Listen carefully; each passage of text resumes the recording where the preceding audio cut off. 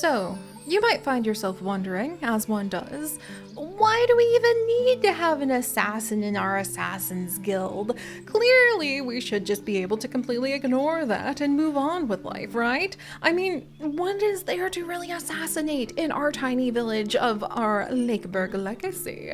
Like, my sheep? You better stay away from my sheep. It better not be my llama. Nobody messes with Bianca. You understand me? But, you know what the Assassin's Guild actually does? They cause all sorts of trouble. If we thought that the Storm family and their little secret thieves guild that they run with their little jeweler's workshop scam was a big deal, I had no idea that the even bigger deal would be when the actual big fish of thieves and darker side of things moves in and brings with it negative 25% to all of the services. All of them. That means that, you know, our health, our faith, our entertainment, our protection, they've all been yoinked down significantly. Significantly. Like, yeah, now we could have the flu, we're godless, we're bored, and we're worried about life. And I think it's about time. It's about time for there to be a little bit of guidance that really steps into this community, that says there seem to be more dangers lurking along the edges. There are more people to take care of. There are more resources we need to make sure that we are balancing and creating. And someone needs to step up to the task of being able to oversee all of that. And so the village turns to the answer that they seek, which would be, where are you? Don't you hide from me. I know he's trying to hide, which would be poor Zero. Poor Zero. And as he backs up, as the crowd, thankfully not bearing pitchforks, at least at the moment, begins to push around him, as they begin to demand answers from Zero and his golden goose of prophecy egg that was laid upon his head, none other than his wife Saffron steps forth. Saffron Golden Apple, who happens to have a perfect match relationship with her husband, and also have quite a bit of persuasion. Not to mention, she is quite greedy, devout, and also has a romantic heart. What will Saffron do here? Well, realizing that the villagers have, for some weird reason, always pursued her husband for the answers, realizing that leadership needs to happen, realizing that maybe it's finally time to build none other than a castle. Well, yay, welcome to the castle! The amount of prestige it produces depends on the royal couple's stats and skills. Be careful about whom you put on the throne, as changing the royal lineage isn't easy. So, as they gather around and as they begin to demand someone guide this village, someone become the sovereign and take the position of being the leader. Yeah, let's see. 15 days cannot be replaced. Can I make that decision now, please? Can I? Oh, wait, you have to come over here. Ah, that's right. And as everyone begins to prepare for King Zero clearly to take the throne, as he begins to really sweat bullets and contemplate just running away from the village as quickly as he can, well, Zero doesn't need to worry, because, let's see if I can find where she went. Sky, Ariel, Trembling, Lynx, Cast, Light, Honey would all be better positions. Oh my gosh, Zero, would you actually be the better position for this? Because what I was gonna have happen is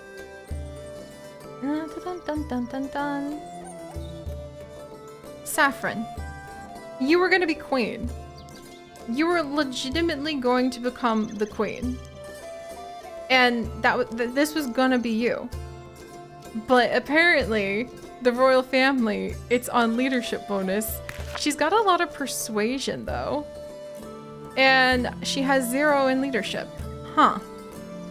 And so, did somehow, ironically, Zero actually end up with, look at that, he doesn't have leadership my foot. And then, like, you know what? No, we're gonna stick to this. as Zero darts away, trying to avoid the heavy weight of the crown. None other than his gemstone and jewels and gold and silver loving wife Saffron will step forward and say, "Never fear, for we shall go ahead and rule over the kingdom together."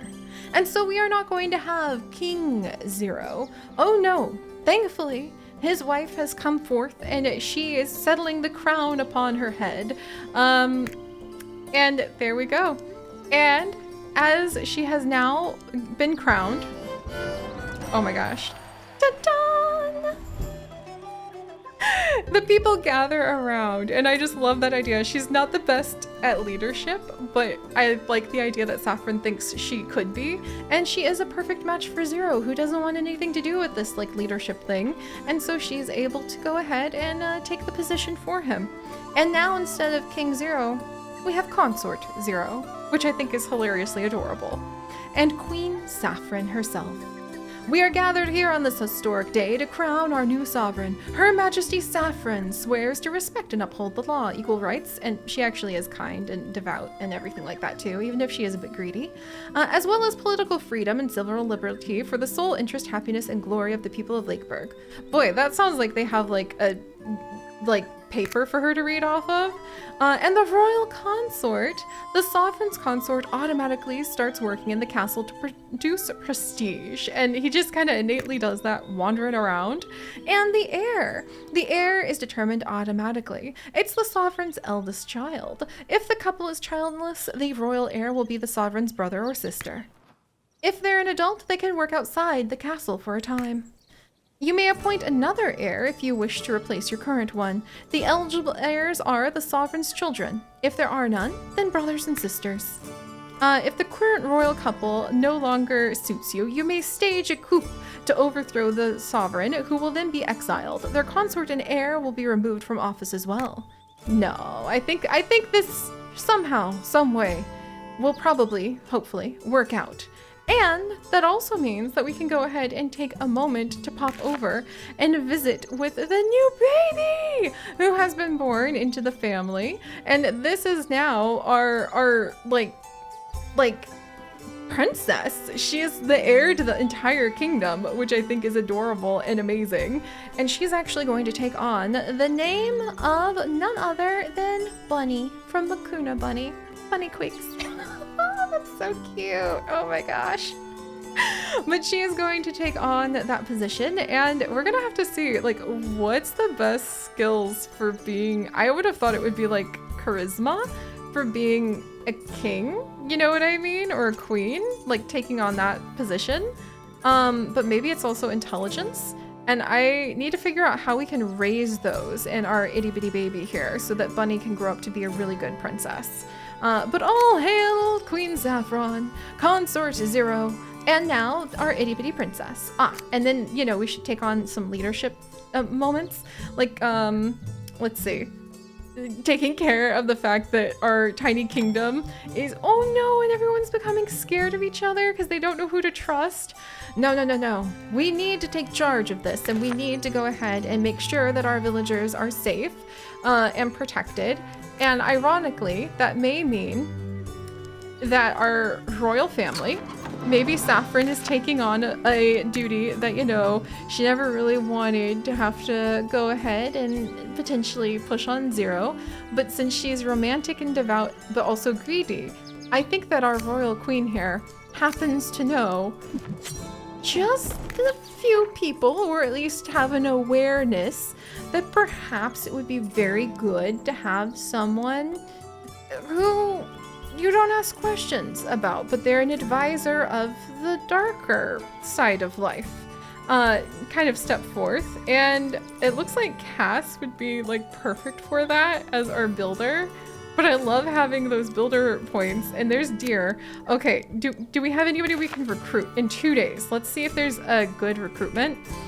Oh, Chancellor though. I wouldn't mind having a Chancellor. And also if we recruit someone, then we could just like have them move in with an assassin, like, oh, we could do that. We could have them just like move in with an assassin partner, which would kind of be amazing. This guy is a merchant, and he could also be a chancellor. He has a lot of persuasion, not that much intelligence. Let's see. Shows the workers' efficiency as a chancellor. And then the chancellors gather prestige for the kingdom, and they make people feel better about like their position as, say, peasants, then they get morale as peasants, or if they're nobles, then they get like satisfaction as nobles, depending on which one you assign the chancellor to take care of. Oh, we also have innkeeper, food and charisma. Let's see. And then chancellor. That needs intelligence though. Maybe we'll wait just a moment, but if he's got merchant, then maybe, and then clubfoot, coward, obstinate. He is hardworking. His leadership would go down, and his knowledge and stage performance goes down from being obstinate and a coward. And that may mean that he doesn't blend well with some of the other community members. And then, oh, but like here, she's actually got really high charisma. And you know what? We could probably use another person in our inn. She's younger. Our shy, boring, aesthetic, beautiful, like Wildfire. What a cool last name. You know what? On the basis of that last name, if nothing else, we need to go ahead and accept this apparently noble background. New villager into our ranks. Thankfully, we have a lot of empty rooms. I think the royal couple literally just lived here. I wonder if I can force them to have more kids. I should have probably done that before they ended up in the castle. But now we're going to have none other than Fawn from Fawnhoof. And Fawn, I can't remember if we actually have you like already as a villager. Some of the names sometimes like cycle when I'm pulling up the Patreon name list. But Fawn Wildfire, that's a name. That's a name that sounds like I'm 13 again and writing Mary Sue's for the first time. But it's a wonderful name. And now I love the idea that we're going to go ahead and use her to try to find the perfect assassin for the village. Bear with this, Fawn, because actually, instead of being able to find your perfect match, I may be needing your assistance to find the perfect assassin. Let's see. Okay, so let's see. Before we go any further, I probably should double check like what makes a good assassin. Weapons mastery. So weapons mastery seems to be like the most important thing people could have. Don't worry, Fawn, I'm not gonna keep you an assassin. I just need to check on things. But you could also get, you get injured like all the time. A lot of people will get injured if we don't manage this. Not to mention all the services go down. Okay, so weapons mastery is seriously like the most important thing you could have for your assassins. That in mind, Fawn is conveniently, unbeknownst to like her, going to go ahead and end up with somebody who hopefully has a lot of weapons mastery. I think that comes from like strength? Let's see, intelligence, treasurer, and chancellor do good for intelligence. Thief and guard are good for dex. And then charisma, innkeeper. Okay, so let's go ahead and see. Would we have a good assassin? Oh, this would be a good pairing. That would be a good merchant, but again, sorry, Fawn, we're looking for an assassin this time. Unless somebody is like a perfect match, then we'll stop because I won't force you to go past a perfect match. But a knight. Now, hey, weapons mastery happens to be quite high, strength quite high, social, kind, and energetic, and an excellent match. You know what? Let's do this one, and then we could have a knight turned assassin or an assassin turned knight because we don't have the ability to have knights yet. I love that idea. Okay, here we go.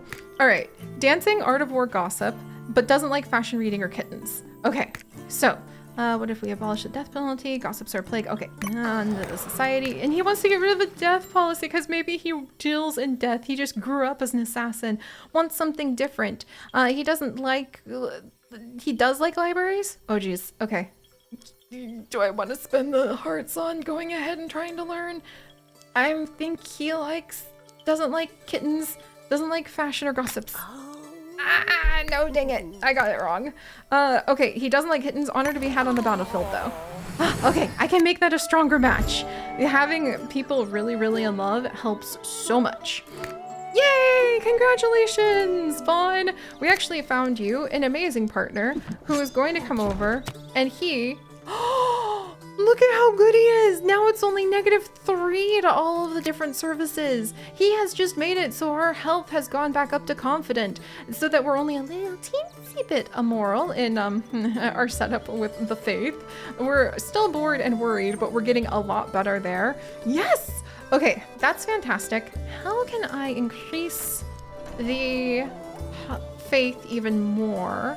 Would be if we came over here and Fawn, you... What job are you going to be best suited for? Let me find you a position.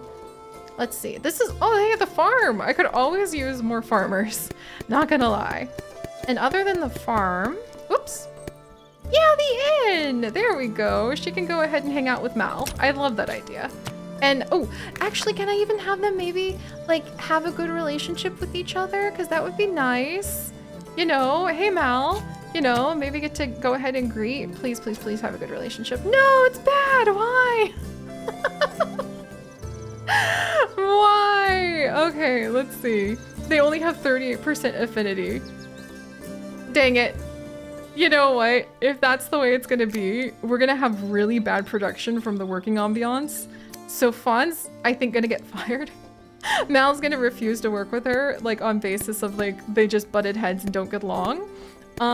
And we're gonna send poor Fawn here. How are we doing? Over to the bakery for now. So she's gonna help out with baking bread. And then if we can repair the relationship between the innkeepers, we will. Also, I just noticed, like, it costs less to end relationships. I wonder why. I could have sworn it cost a lot more than that, but oh well, we'll keep an eye on it. But all right, now that we have our new assassin, let's learn a little bit more about him. And then we are going to go ahead, and this is actually going to be Laurent, after Lauren. So Laurent, and then Wildfire. What a cool last name.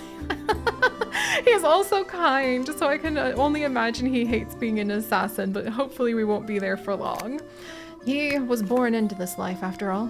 Never wanted it. Often hopes that he can find an escape, especially before his beloved wife Fawn happens to find out what he actually does for a living. But perhaps one day he will be able to turn away from the darkness and turn to the new royal family and assist them. Oh, the royal quarters. The royal family can only live in the royal quarters. That's so cool! Yay! Okay, and I could actually, like, force more, like, royal children to be born. Maybe we should spend all of our hearts more or less on that so we have the best pick of monarch. That would be amazing. But that being said, maybe one day our new assassin will be able to turn to the royal family and help as a knight to bring protection to this land. And maybe we can also just casually keep an eye on an even better assassin that we can throw in there once he turns into a knight too. But all right, everyone, thank you so much for joining me on this adventure. If you too would like to go ahead and feed our lovely llama so that we can go and get quite a few nice, yes, I don't have a lot of furniture, so I won't use it for now. But if you too would like to go ahead and feed a lovely llama, well, grab some veggies from the farm, and I'll see you guys next time. Bye-bye.